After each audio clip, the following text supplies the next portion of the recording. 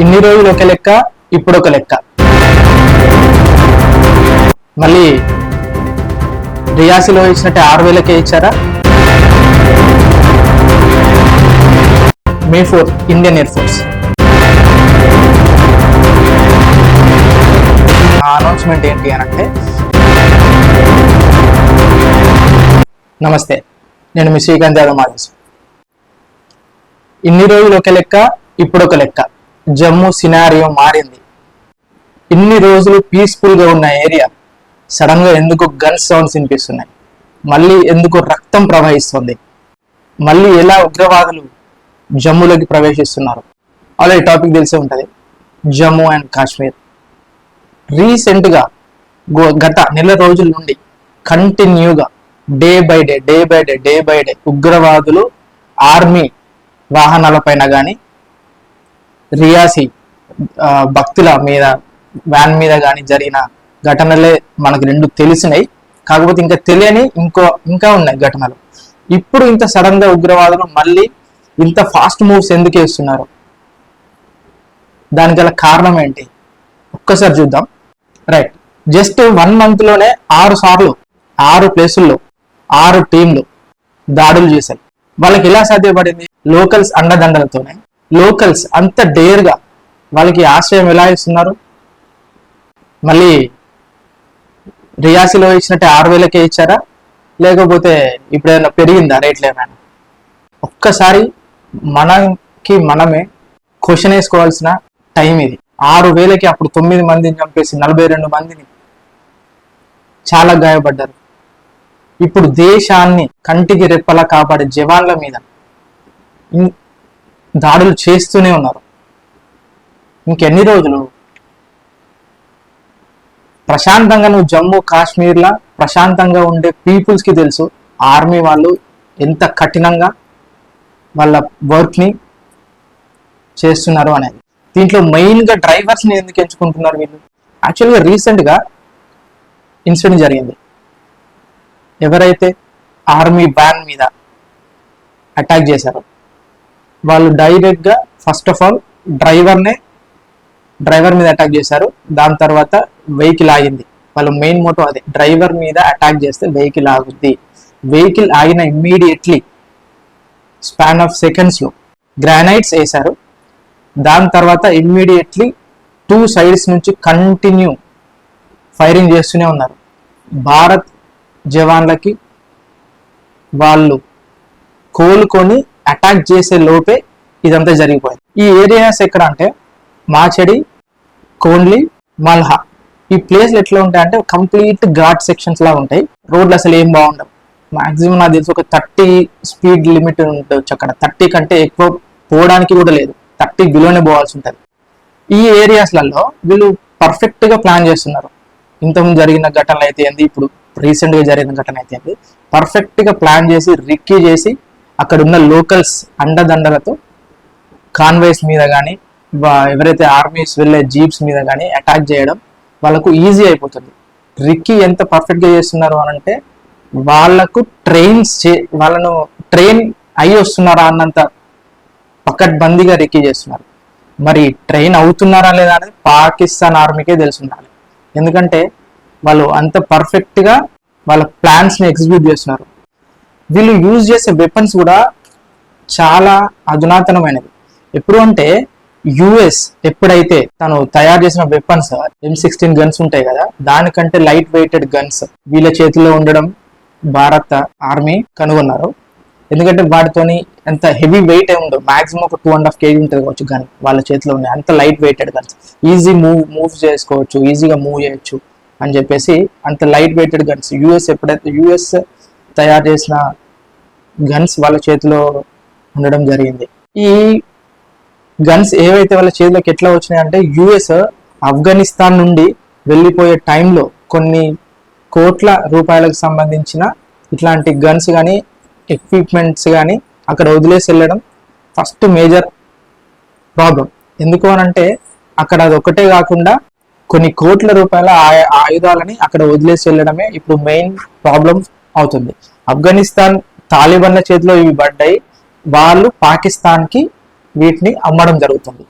Direct గా US పంపిస్తుంది అని అనుకోవడం తప్పు. ఎందుకంటే తాలిబాన్ చేతిలో ఎప్పుడైతే వీళ్ళు వదిలేసి వెళ్ళిపోయిన వెపన్స్ ఉన్నాయో వాళ్ళు పాకిస్తాన్కి అమ్మడం, పాకిస్తాన్ ఆర్మీ నుండి ఇప్పుడు టెర్రరిస్ట్లకి ట్రైన్ చేసి ఆ గన్స్ అనేటివి వీళ్ళకి ఇవ్వడం జరుగుతుందని చెప్పేసి ఆర్మీ చీఫ్ ఒక సీనియర్ మోస్ట్ అధికారి దీన్ని చెప్పడం జరిగింది. అండ్ ఇదే గన్ రియాజీలో ఎక్కడైతే షూట్ చేశారో, బస్ మీద అటాక్ చేశారో, ఆ అటాక్ లో కూడా ఇదే గన్ యూజ్ చేశారని చెప్పి వాళ్ళు ఆర్మీ చెప్పడం జరిగింది. ఇది జరిగిన తర్వాత 1 hour లోపే ఎవరైతే భారత ఆర్మీ మీద కాల్పులు జరిపారో వాళ్ళని వితిన్ 1 hour లోపే పట్టుకోవడం జరిగింది. వాళ్ళు ఎలా పట్టుకున్నారు అని అంటే బయటికి మాత్రం సివిలియన్స్ గానే ఉన్నారు, ఇంట్లో కూడా చెక్ చేశారు, చాలా సేపు చెక్ చేశారు, బట్ అక్కడ కూడా ఏం కనిపించలేదు. వెన్ కబోర్డ్స్ ఉంటాయి కదా, మీకు అందరికి తెలిసి ఉంటాయి కబోర్డ్స్, మనం ఇంట్లో పెట్టుకుంటాం కదా, kitchen cupboards and bathroom and bedroom cupboards ఉంటాయి కదా, ఆ కబోర్డ్స్ ని ఇట్లా జస్ట్ ఒక క్లిక్ చేయడంతోనే ఆ కబోర్డ్ బయటికి రావడం జరిగింది. దాని వెనకాల జస్ట్ రూమే కన్స్ట్రక్షన్ చేశారు.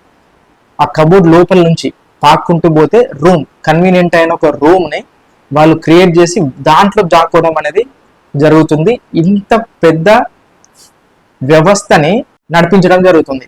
బట్ కాకపోతే ఆర్మీస్ ఒక్కసారి కాదు, 2 సార్లు కాదు, దాదాపు 12 సార్లు ఆ ఇంటిని క్లీన్ గా క్షుణ్ణంగా పరిశీలించినా కూడా దొరకలేదు.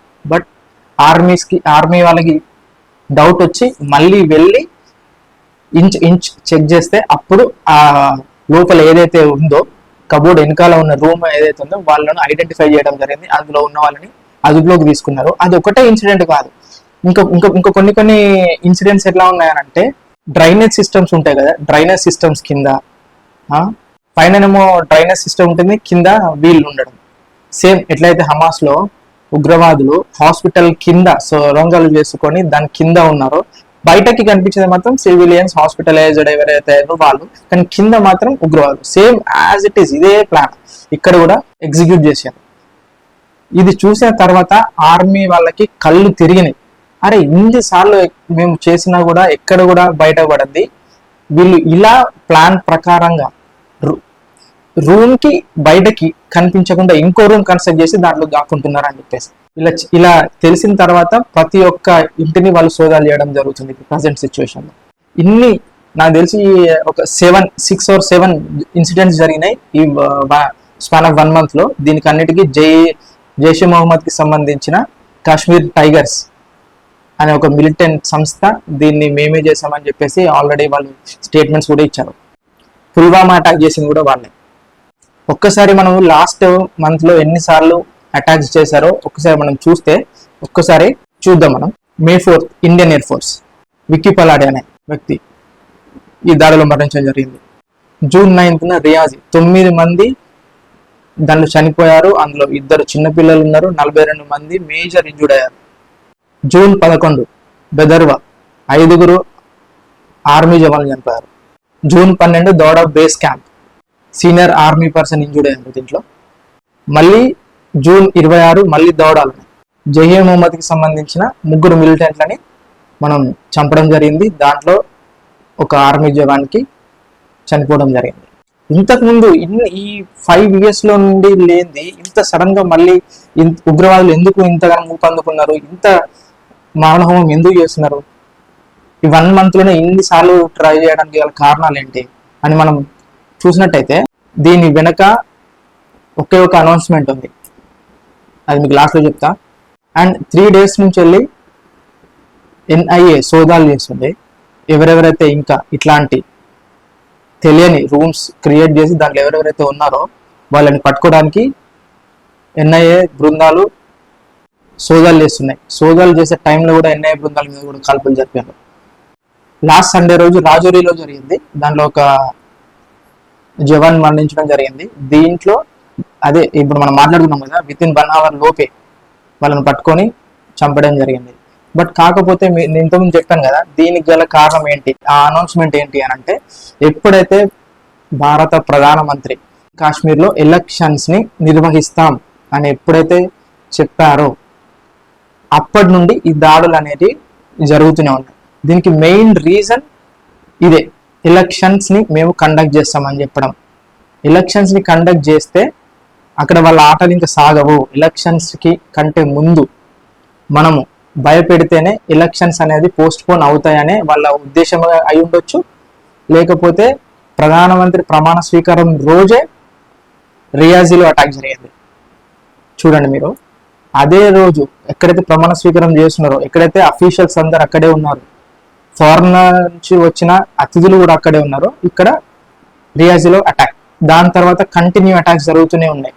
ఎప్పుడైతే ప్రధానమంత్రి వేరే కంట్రీకి విజిట్ చేస్తున్నారో ఆ రోజు ప్రతిసారి, ఇప్పుడు రష్యాకి వెళ్ళినప్పుడు కూడా సేమ్ ఇవే దాడులు జరిగాయి. దీని అంతటికి కారణం ప్రధానమంత్రి ఇతర దేశాలకి ఎప్పుడైతే వెళ్తున్నారో అప్పుడే మెయిన్గా ఇలాంటి సిచ్యువేషన్స్కి, ఇట్లాంటి దాడులకి పాల్పడుతున్నట్టు తెలిసింది. కాబట్టి ఈ దాడుల వెనకాల కూడా చాలా పకడ్బందీగా భారీ స్కెచ్ చేసుకొని వీళ్ళు చేస్తున్నారు. ఎందుకు అనంటే ఎప్పుడైనా సరే దాడి చేసే సమయంలో దానికి గల దాడి చేసిన తర్వాత వీళ్ళు డైరెక్ట్గా దాని పక్కన ఉన్న అడవులలో పారిపోవడము అండ్ అక్కడ జాక్కొని మళ్ళీ మన ఆర్మీ ఎవరైతే వెళ్తారో వాళ్ళ మీద తిరుగుబాటు చేయడం, ఇదే అవుతుంది. జస్ట్ లైక్ ఒక గొరిల్లా వార్ అంటారు కదా, అలానే మళ్ళీ ఒక రోజు గ్యాప్, మళ్ళీ వచ్చి మళ్ళీ సేమ్ మళ్ళా ఏదైనా వెహికల్ మీద మళ్ళీ అటాక్ చేయడం, మళ్ళీ అడవులలో పారిపోవడం. ఇది కంప్లీట్ ఒక ప్లాన్ ఆఫ్ యాక్షన్ లెక్క అనుకోవచ్చు. దీనికి సంబంధించిన ట్రైనింగ్స్ మొత్తం పాకిస్తాన్ ఆర్మీ స్వతహాగా ఇస్తుందని చెప్పేసి ఆర్మీలో ముఖ్యులు ఇంటర్వ్యూస్లో చెప్తున్నారు.